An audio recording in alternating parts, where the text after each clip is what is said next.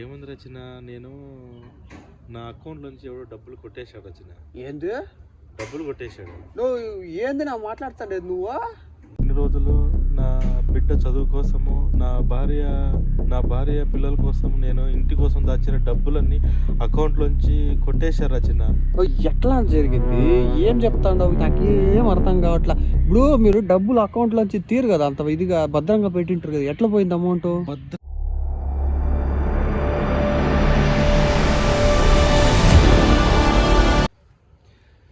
ఏందబ్బా రామన్న ఎప్పుడు లేనిది ఇట్లా పార్కులోకి రమ్మన్నాడు? ఏమై ఉంటుంది? యాడున్నాడు ఈ మనిషి? రామన్న, ఓ ఈడున్నావు రామన్న? ఏం నా ఎప్పుడు లేనిది ఇట్లా రమ్మంటివి పార్క్ కల్లా? ఏం లేదు రచన. చెప్పు నా, పర్లేదు రమ్మంటివి. ఏం లేదు రచన, కూర్చుంటాం కానీ చెప్పు నా, ఏమి ఇట్లా రమ్మంటారు? ఏం లేదు రచన. చెప్పండి ఏంటో. నా అకౌంట్లోంచి ఎవడో డబ్బులు కొట్టేశాడు రచన. ఏంది నువ్వు ఏంది నా మాట్లాడుతాండేది నువ్వు? నిజంగానా? కామెడీ గీమిడీ చేయలే కదా నన్ను పిలిచేసి? ఏప్రిల్ ఏడబెట్టినారు కెమెరా అంటే? లేదు చిన్న, నిజంగా నా అకౌంట్లోంచి డబ్బులు కొట్టేశారా? ఓ ఏంది గాయస్, ఈయన సడన్ గా పిలిచారు, వచ్చాను, చూస్తే డబ్బులు కొట్టేశారు అకౌంట్ నుంచి అంటున్నారు. నిజమా? అకౌంట్లోంచి నేను ఇన్ని రోజులు నా బిడ్డ చదువు కోసము, నా భార్య పిల్లల కోసం, నేను ఇంటి కోసం దాచిన డబ్బులన్నీ అకౌంట్లోంచి కొట్టేశారు రచన. ఎట్లా జరిగింది? ఏం చెప్తాండవు? నాకు ఏం అర్థం కావట్లా. ఇప్పుడు మీరు డబ్బులు అకౌంట్లోంచి తీరు కదా, అంత ఇదిగా భద్రంగా పెట్టింటారు కదా, ఎట్లా పోయింది అమౌంట్? భద్రంగా పెట్టిన చిన్న, ఏమైందంటే ఒకరోజు మా ఒకడు మేనేజరు నాకు కాల్ చేశాడు.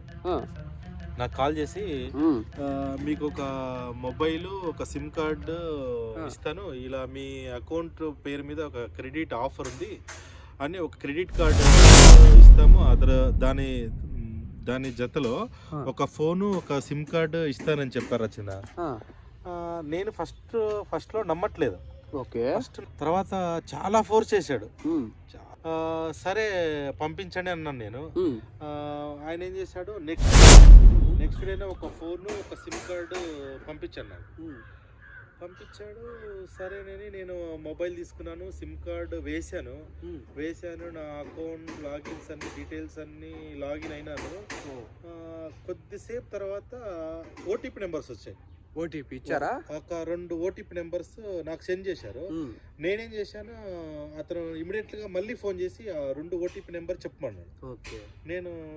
నేను పర్లేదు, మన బ్యాంక్ అతనే కదా అని నేను ఆ ఓటీపీ నెంబర్ ఇచ్చేసాను. నా పాటికి నేను ఇంకా నా పని నేను చూసుకొని వెళ్ళిపోయాను. ఎంత పని చేసి మీ వాడికి ఫీజు కట్టాలా అంటారు కదా నాతో కూడా. అది ఎందుకు వాడు అట్లా అడిగితే మీరు ఎట్లా ఇచ్చేసారు ఓటీపీ? ఇప్పుడు గవర్నమెంట్ వాళ్ళు మనం ఎవరికన్నా ఫోన్ చేస్తే వచ్చే ఫస్ట్ మెసేజ్ కదా, టెక్నికలీ ఫాల్ట్స్, ఫ్రాడ్లు జరుగుతున్నాయి, స్కాములని అరికట్టడానికి అన్ని మెసేజ్లు చెప్తా అంటే ఇన్లేదా మీరు? ఏమోరా సాయి, ఏం చేయాలో అర్థం కావట్లేదు నాకు. అసలు ఇప్పుడు ఏం చేయాలో, నా బిడ్డను సెటిల్ చేద్దామని. ఏడవకనా, ఏం కాదులే, అడ్జస్ట్ చేద్దాంలే, ఎలాగో అలాగ అడ్జస్ట్ చేద్దాం. ఉండే డబ్బులతోనే ఇల్లు కట్టిద్దాం అనుకున్నా, నా భార్య బిడ్డలను సంతోషంగా చూద్దాం అనుకున్నా సాయి. ఏం చేయాలో అర్థం కాదు చిన్న, ఏదైనా సజెషన్ ఇవ్వరా? ఏదన్నా దాంట్లో కనీసానికి ఒక హాఫ్ అమౌంట్ వచ్చినా నాకు చాలా చిన్న. సరే మనము ఓకేనా, క్రైమ్ బ్రాంచా? ఎస్, సైబర్ క్రైమ్ ఉంటుంది కదా, సో వాళ్ళకి మనం వెళ్ళి తెలియజేద్దాం. సో ఇలా ఇష్యూ జరిగింది, సో ఇలా స్కామ్ బారిన పడ్డాము అని చెప్దాం. సో ఆ మొబైల్ కూడా మీ దగ్గరే ఉంది కదా, ఇంకా మంచి విషయం అది, మొబైల్ ఉండడం వల్ల. సో ఆ మొబైల్ తీసుకొని వెళ్ళి మనము సైబర్ అక్కడ మనం సబ్మిట్ చేసామంటే కన్నా, కంప్లైంట్ రైజ్ చేసి, సో వాళ్ళు మనకి హెల్ప్ చేస్తారు. ఈ కేసుని మీరు రిజిస్టర్ చేసిన తర్వాత వాళ్ళు ఇన్వెస్టిగేషన్ అనేది స్టార్ట్ చేస్తారు. ఏ అకౌంట్లోకి వెళ్ళింది అమౌంట్ ఏంటి అని. ఇన్ కేసు వాళ్ళు దొరికారంటే మీది రీఫండ్ అవుద్ది. ఒకవేళ దొరకలేదంటే ఇది ఒక లైఫ్ లెసన్ లాగా నేర్చుకున్నా రామన్న, లైఫ్ లెసన్ లాగా నేర్చుకొని నెక్స్ట్ టైం నుంచి ఓకేనా, అమౌంట్ని మంచి దీంట్లో ఇన్వెస్ట్ చేయండి. బ్యాంకులో డిపాజిట్ చేసి దాచిపెట్టుకోవడం కన్నా మంచి దీంట్లో ఇన్వెస్ట్ చేయండి, మీకు గ్రోత్ ఉంటుంది. పిల్లలకి అమౌంట్ అనేది ఫ్యూచర్లో సేఫ్గా దొరుకుద్ది. ఓకేనా, ఇప్పుడు మీ వాడు స్కూల్ ఫీజుకి ఏం భయపడకండి, అడ్జస్ట్ చేసి కడదాం. ఓకేనా, బట్ మనము ఇంక నుంచి జాగ్రత్తగా ఉండండి. అండ్ అలాగే గాయస్, సో మీరు కూడా ఇక నుంచి సో ఎలాంటి స్కామర్స్ బారిన పడకుండా మా రామన్న చాలా జాగ్రత్తగా ఉంటారు. కానీ అలాంటి ఆయన కూడా స్కామర్స్ బారిన పడ్డాడు అనేదే నా మెయిన్ టెన్షన్. డబ్బులు పోయిందని కాదు, డబ్బులు మళ్ళీ తీసుకొని సంపాదించగలడు అన్నక టాలెంట్ ఉంది. బట్ అన్న మోసపోయాడు, అదొక నాది మెయిన్ ఈ బాధపడుతున్నది. ఓకేనా?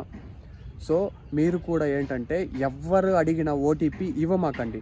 సో అన్న కేసులో ఏం జరిగింది తెలుసా? బ్రాంచ్ మేనేజరే కాల్ చేశానని చెప్పేసి ఓటీపీలు తీసుకొని సో ఇలా అన్న స్కామర్ బారిన పడ్డాడు. సో మీరు అలా ఎట్టి పరిస్థితుల్లోనే పడమాకండి. ఓకేనా? సో ఎవరిని ఎంకరేజ్ చేయకండి, హ్యాపీగా ఉండండి అండ్ సేఫ్గా ఉండండి. సో గైస్, ఇక మీదటనైనా ఓకే మారండి, మనము మారుదాం అన్న, మీరు మారండి. సో ఎవరు మొబైల్ ఇస్తాము మీకోసం, మొబైల్ మీకు సొంతం అవుతుంది, మొబైల్ వస్తుంది, సిమ్ కార్డ్ ఇస్తాము. ఓకే, సో క్రెడిట్ కార్డ్ మంచి ఆఫర్స్ ఉంది, క్రెడిట్ కార్డ్ మీద మంచి బెనిఫిట్ ఉన్న క్రెడిట్ కార్డ్ ఇస్తాము. సో ఇలాంటి సోది ఏమి చెప్పినా వినమాకండి. ఓకేనా? సో విన్నారంటే సో మనకు తెలియకుండా మనమే బొక్కబోర్లో పడతాం. ఓకేనా? సో అలాంటివి జరగకూడదు అంటే సో ఇక మీదటనైనా మీరు జాగ్రత్తగా ఉండండి. అండ్ ఇన్ఫ్యాక్ట్ ఈ మధ్య కొత్త మెథడ్ వచ్చేసింది, ఏఐ యూజ్ చేసుకొని సో మన వాళ్ళు సొంతంగా మన మనుషులే మాట్లాడినట్టు ఫోన్ చేసి ఓటీపీలు అడగడము. సో మనోళ్ళే కదా అని కూడా అన్నోన్ నెంబర్ నుంచి వస్తుంది ఫోను. సో దాన్ని ఫస్ట్ దృష్టిలో పెట్టుకోండి. మీ వాళ్ళు ఎవరు ఫోన్ చేశారో అన్నోన్ నెంబర్ అయితే వాళ్ళ సొంత నెంబర్కి కాల్ చేసి అడగండి, వాళ్ళైనా కదా తెలుసుకొని అప్పుడు ఇవ్వండి. Okay, see you guys in the next video.